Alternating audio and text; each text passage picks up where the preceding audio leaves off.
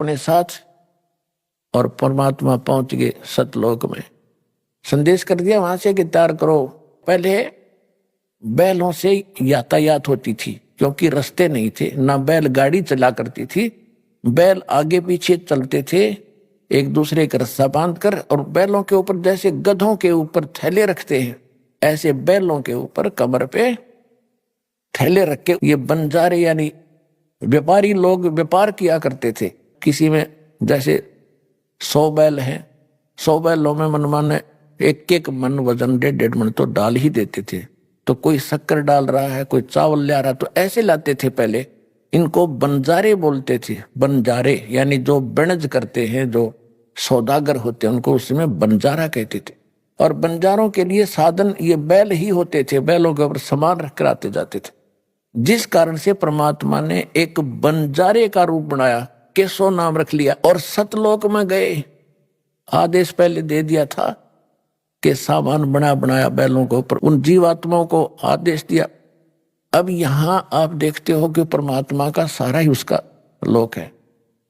और वहां जाके भगवान ने 9 लाख बैलों पर बना बनाया सामान रखा, और वो खाना खिलाने वाले सेवादार भी ऊपर से आए बंजारे बन के।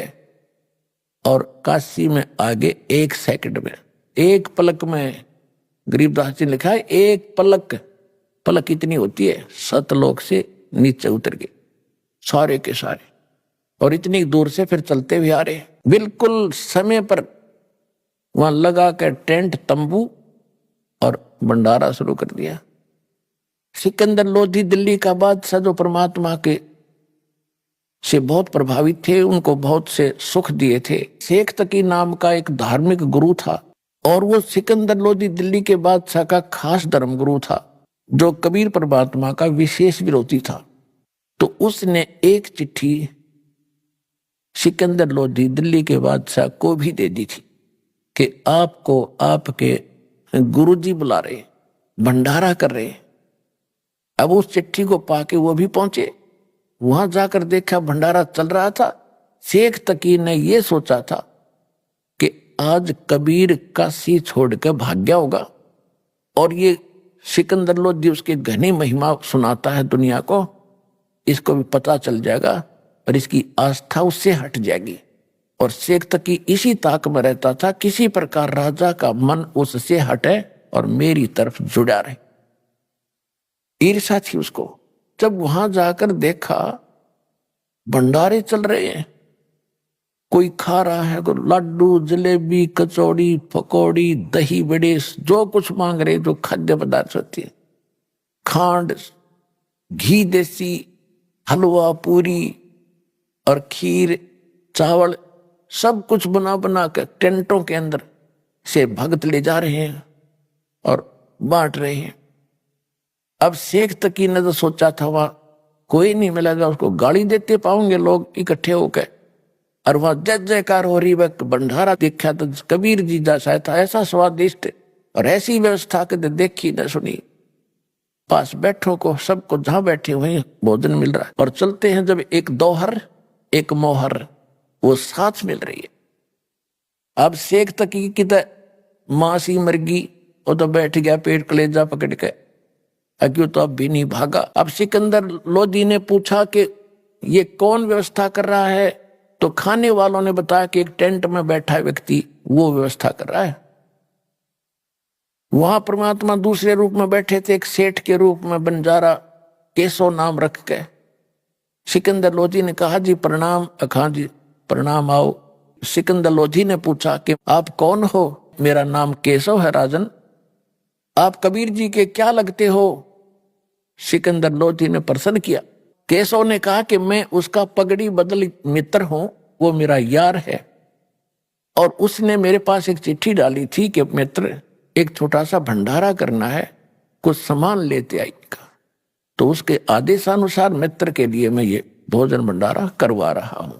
अब शेख तकी ये सुना कि ये तो न्यू कह रहे छोटा सा भंडारा है, इसको लाखों 18 लाख व्यक्ति भोजन खा रहे, उसका तो और घड़ों पानी गिर गया। तो फिर सिकंदर लोधी ने पूछा कि भगवान कहाँ है, कबीर साहब कहाँ है, वो नहीं आए क्या? मेले में जहां भंडारा चल रहा है वहां नहीं आए हैं क्या? तो केशव रूप में बैठे परमात्मा ने कहा, जब उनका दास बैठा है, उनका मित्र बैठा है, मालिक के आएंगे जब आ जाएंगे, उनका मूड होगा, हम जो आदेश था हम उसका पालन कर रहे हैं। सिकंदर लोधी ने सोचा भाई पहले दर्शन करूंगा गुरुजी के और फिर भोजन खाऊंगा। झोंपड़ी पर चले गए, हाथी पर बैठे बैठे, सैनिक साथ में थे। अब सिकंदर लोधी हाथी से उतरा, दरवाजा खटखटाया, आवाज लगाई कि गुरुदेव दरवाजा खोलो। अब रविदास जी ने कहा कि महाराज वो तो यहां भी आगे दिखे। परमात्मा बोले भाई कोई बात ना, बेइज्जती कर लेंगे, दरवाजा नहीं खोलेंगे जब तक पार बसाओगी। दूसरी बार फिर कहा कि परवरदिगार दरवाजा खोलो। परमात्मा ने पूछा कौन है भाई? कि आपका दास सिकंदर दिल्ली से आपके दर्शनार्थ आया है, दर्शन करना चाहता हूं। तब परमात्मा ने कहा कि राजन आज ये दरवाजा नहीं खुला है, मैं तो बेइज्जती कर दी ने, ये मुझे जीने नहीं देंगे। मैं तो आज इस काशी में हूं और घर छोड़कर अपने लेकर परिवार को कहीं दूर बसूंगा जाके, ये मुझे जीने नहीं दे रहे महाराज, मैं दरवाजा नहीं खोलूं, मेरी तो बेइज्जती कर दी ने। सिकंदर लोधी कहने लगे भगवान आप मुझे नहीं बहका सकते, आप किसी और को बहका सकते हो, मैं आपको खूब जान चुका हूं। आप स्वयं अल्लाह की जात हो, आप स्वयं अल्लाहु अकबर हो, आप खुद इलाही हो, आप सर्वशक्तिमान हो। हे परवरदिगार एक बार दर्शन दे दो मुझे। इतना अधीन जब हुआ तो कहा रविदास खोल दे खिड़की। दरवाजा खोला तो मुकुट समेत दंडवत प्रणाम किया सिकंदर लोधी ने परमात्मा के चरणों और कहा कि हे परवरदिगार कोई अगर आपको पहचान ले फिर तो समस्या हल हो जा, आपको पहचानना ही कठिन है, आपने वहां रंग लगा रखे भगवान, आपकी जय जयकार हो रही है, 18 लाख व्यक्ति जीवने लग रहे हैं और सभी ये देखना चाहते हैं कि कौन है वो महान आत्मा, कौन है वो सेठ कबीर, उसके दर्शन तो कर ले जिसने ऐसा भोजन करा रखा है। आपके दर्शन करना चाहते हैं, उनका कल्याण हो जाएगा, एक बार दर्शन दे दो उनको। कहते हैं परमात्मा खड़े हुए वहां पर, जो ही झोंपड़ी से बाहर आए आकाश से एक मुकुट आया, सुंदर मनोहर मुकुट, और ऊपर से फूल बरसने लग गया आकाश से परमात्मा के ऊपर, कबीर साहब के ऊपर।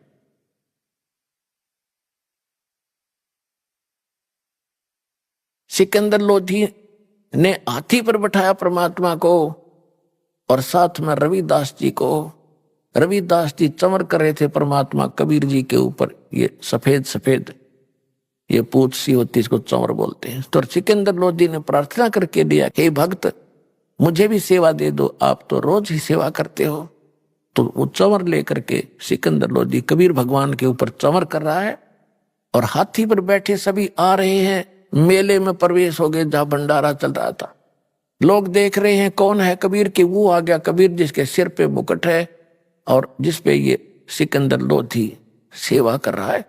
सब देखकर जय जयकार कर खड़े होकर देखे, क्यों मालिक के दर्शन से ही खुशी हो। अब सब जगह जय जयकार हो रही है, सारे मेले में घूम के फिर एक तंबू में से जहां दूसरे रूप में मालिक बैठे थे केशव रूप में, वहां से एक सेवादार गया और हाथी पर बैठे भगवान से प्रार्थना की कि हे परवरदिगार आपको आपका मित्र केशव याद कर रहा है।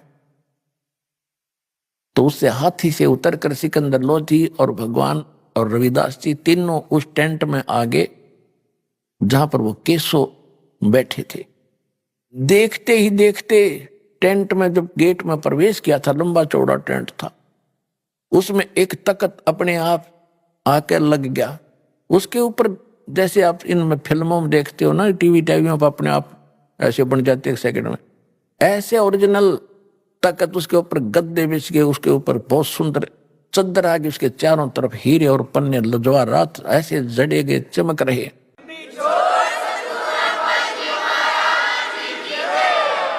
केशव ने खड़ा होकर कहा कि महाराज विराजो।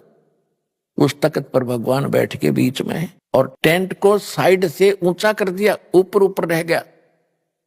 और फिर 8 पहर तक 24 घंटे तक केशव प्रसन्न कर रहा है और कबीर जी उत्तर दे रहे हैं।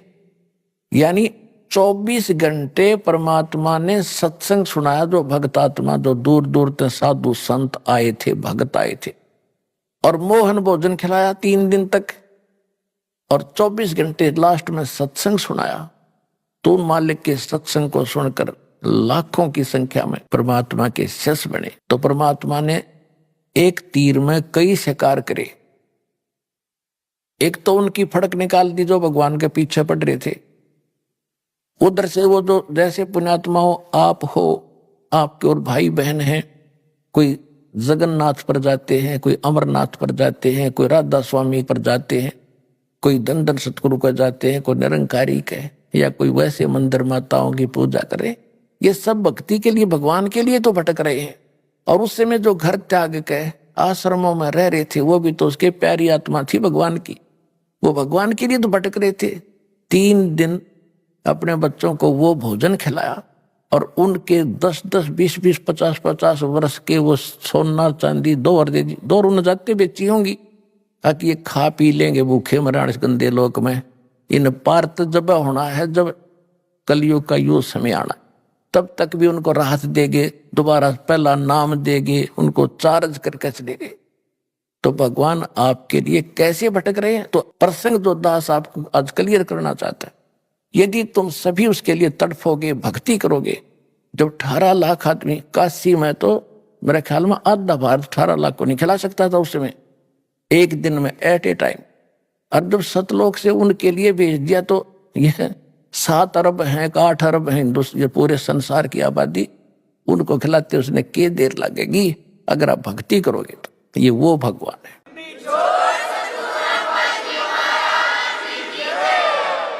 तो परमात्मा ने लिखा कि एक बार फिर सतयुग जैसा माहौल होगा यहाँ पर, जैसे सतयुग में सुख होता था। तो वो आएगा कहां से? आपकी भक्ति के कारण आपको भगवान सतलोक से भेजेगा, और यह सारे ठाठ करेगा। कोई चिंता, कोई टेंशन उस भक्त को नहीं रहेगी जो सच्चे दिल से भगवान की भक्ति करेगा। कबीर साहब की यह सत भक्ति।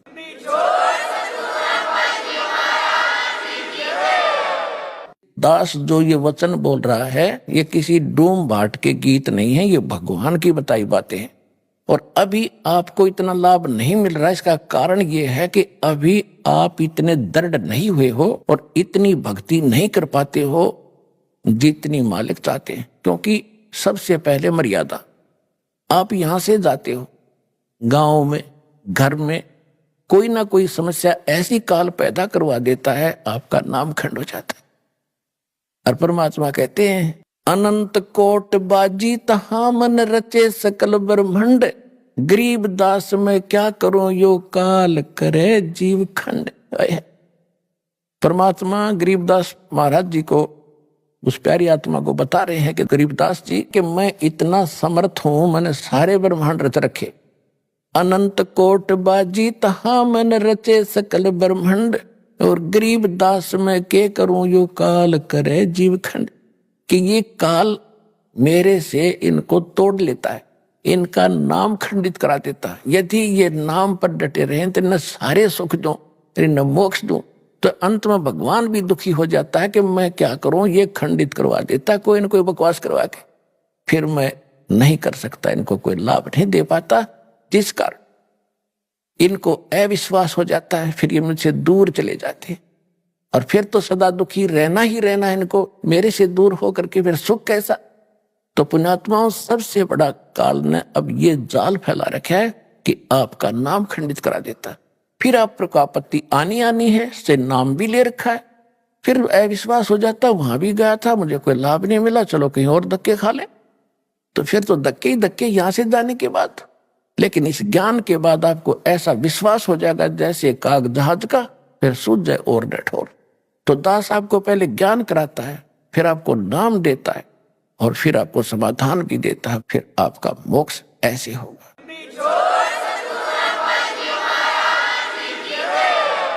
तो परमेश्वर ने कहा था कि कलयुग जब 5500 वर्ष बीत जाएगा, उसके बाद पूरे विश्व में सतयुग जैसा व्यवहार होगा, सतयुग जैसे विचार होंगे, और पूरी सृष्टि, पूरा विश्व नाम लेगा मेरा। और मेरे बच्चों को फिर लाखों, करोड़ों, अरबों की संख्या में, खरबों की संख्या में अब परमात्मा पार करेगा। आप दृढ़ता से लगे रहना दास के विचारों पर विश्वास करके। ये भगवान के विचार।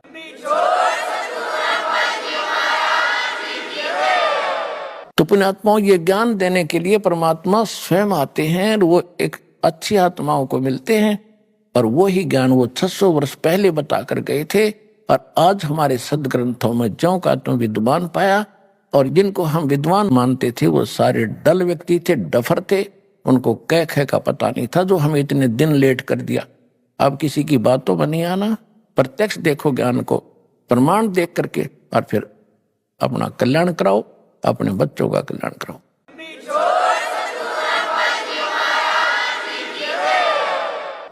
परम पिता परमात्मा पूर्ण ब्रह्म सर्व सृष्टि रचनहार, कुल के मालिक, सभी आत्माओं के जनक परम पिता परमेश्वर कबीर जी की असीम रजा से आप सभी पुण्यात्माएं ये सत्संग सुनने के लिए उपस्थित हुए।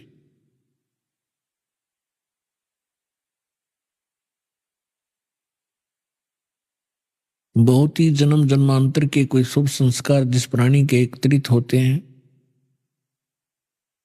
उनको मानुष जन्म प्राप्त होता है, और मानुष जन्म प्राप्त करके उसको अपने उद्देश्य का पता लगे, ऐसी पुण्यात्माएं बहुत ही कम हुआ करती हैं। क्योंकि परमात्मा की जानकारी संत दिया करते हैं, महात्मा बताया करते हैं।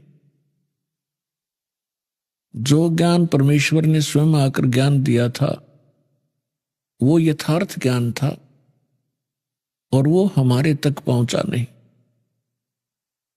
उसके विपरीत पूरे मानव समाज को, पूरे विश्व में यहाँ के भगवान ने, यहाँ के मालिक ने, स्वामी ने, सरपुरुष ने सबको भ्रमित कर रखा है।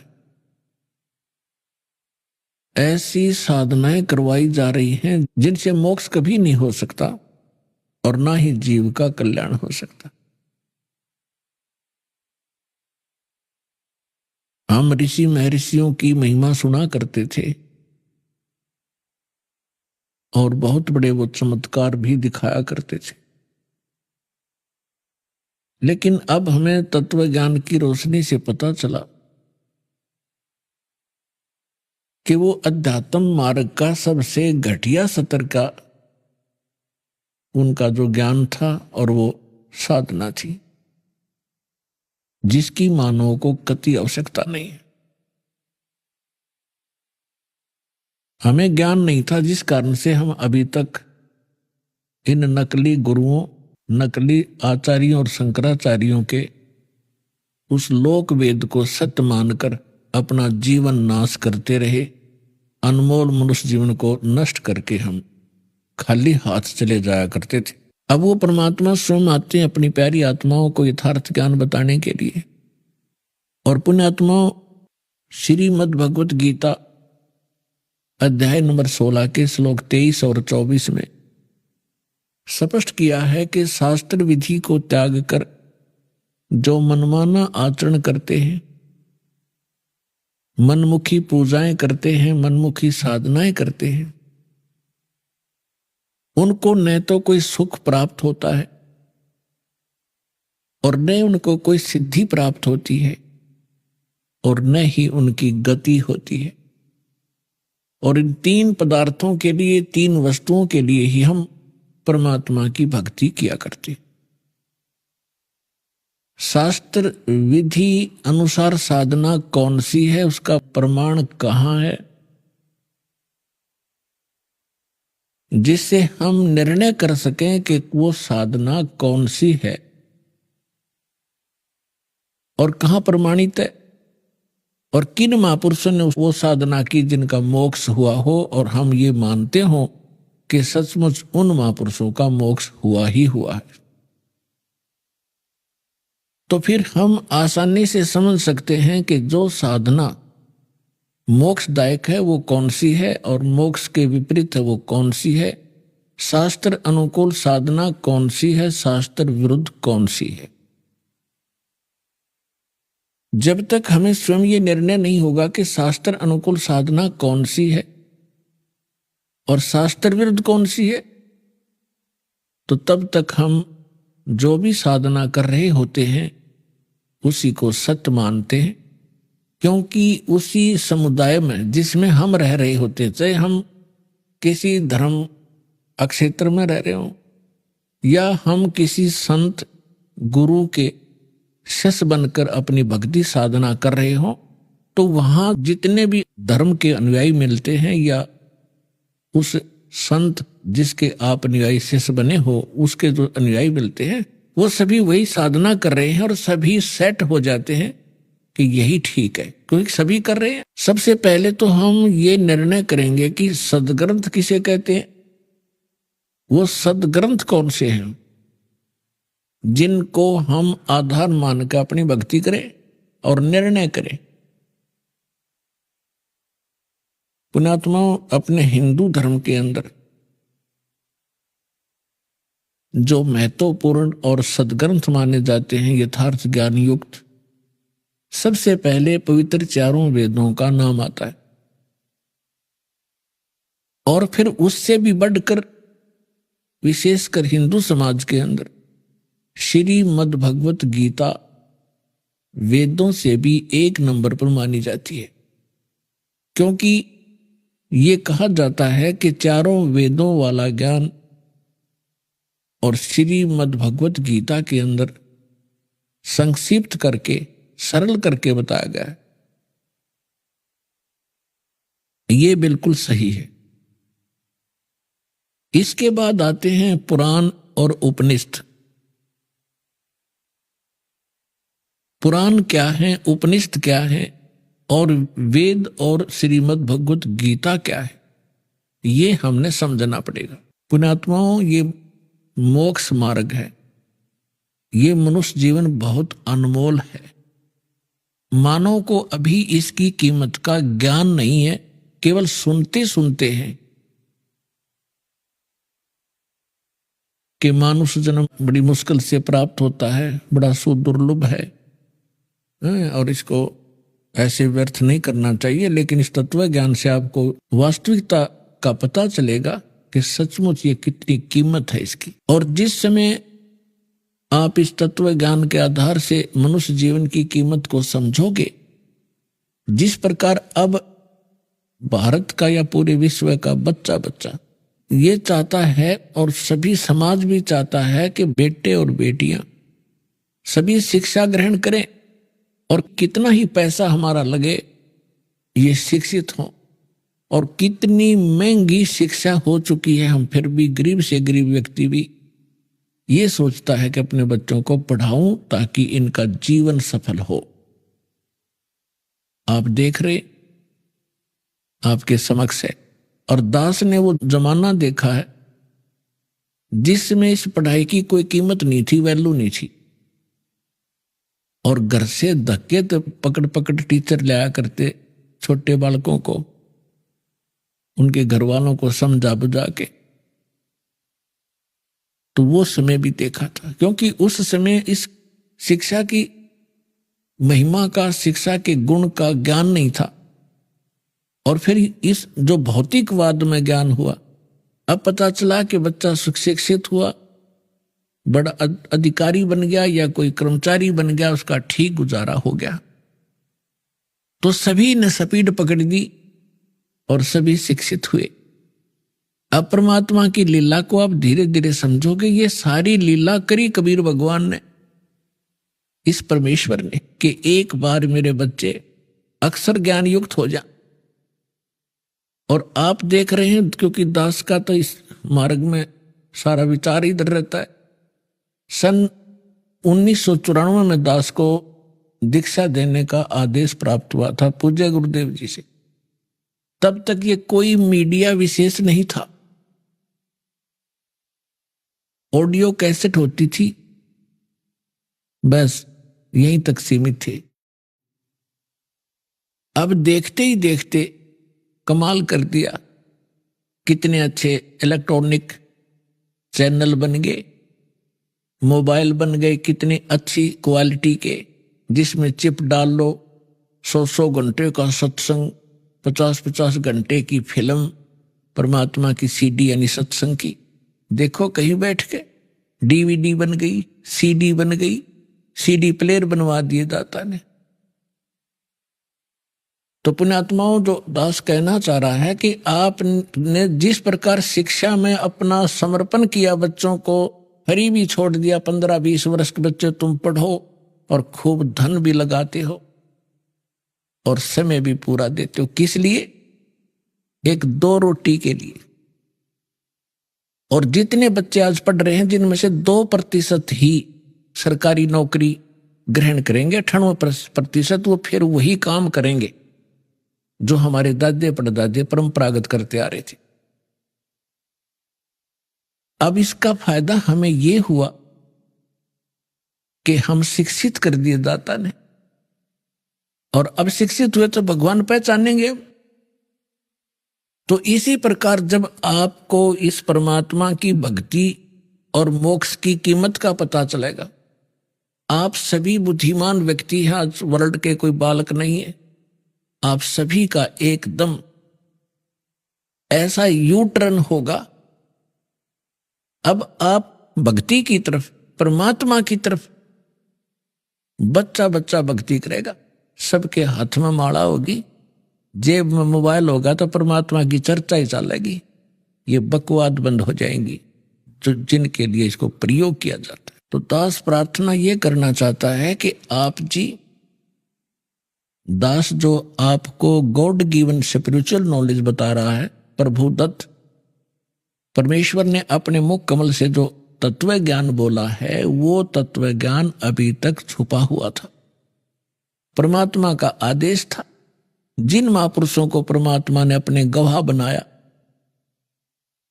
साक्षात्कार किया, जिन महापुरुषों ने परमेश्वर का सचखंड देखा, जहां हम रहा करते थे, जहां से आत्मा सारी की सारी जहां से आई है, जहां हम कितने सुखी थे, ना मृत्यु थी, ना वृद्धावस्था थी, युवा शरीर रहता था, किसी चीज का अभाव नहीं था, कोई गर्मी और सर्दी वहां नहीं थी, बहुत सुंदर वातावरण है।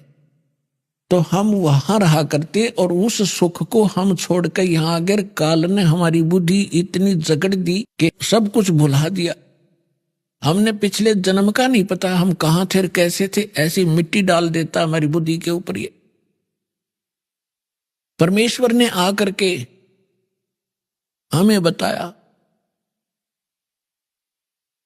कि आप यहां के वासी नहीं हो, आप इतना कष्ट उठा रहे हो, आप सारा जीवन एक इस भौतिक सुख को प्राप्ति के लिए, संपत्ति संतान की व्यवस्था करने के लिए सारा जीवन डिवोट कर देते हो, और जब आप संसार छोड़कर जाते हो, आपके साथ कुछ नहीं जाता, केवल पूरे जीवन में किए हुए पुण्य और पाप आपके साथ होते हैं। तो पुण्यात्माओं, दास आपको ये बताना चाहता है, सतर्क करना चाहता है कि दास जो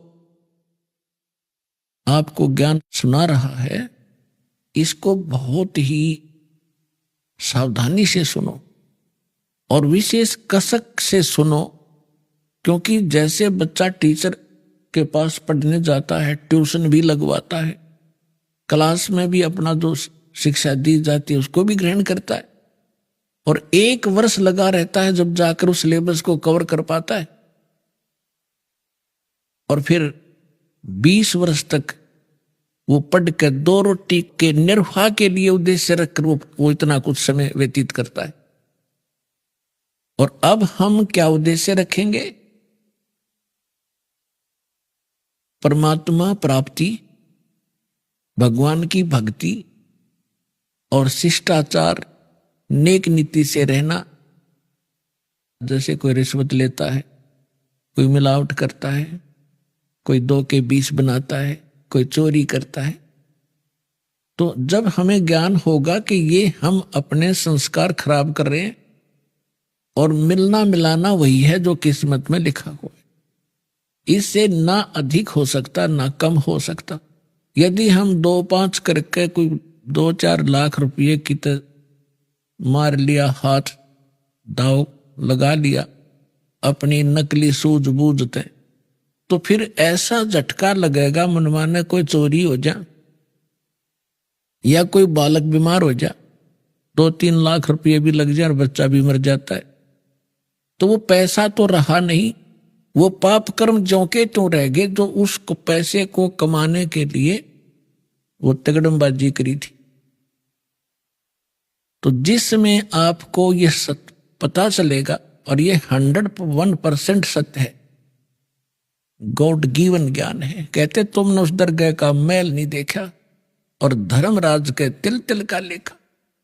एक पाई पाई का हिसाब है उस सच्चे दरबार में, क्योंकि आपने वो जगह देखी नहीं, देखी है तो आपका याद नहीं। और परमात्मा का भेजा हुआ संत, उस मालिक का दास, उस परमेश्वर का कृपा पात्र, उस परमात्मा से प्राप्त ज्ञान को ही आप तक पहुंचाता है, अपनी तरफ से वो कुछ मिलावट नहीं करता। अभी आपने सुने संत रामपाल जी महाराज के मंगल प्रवचन।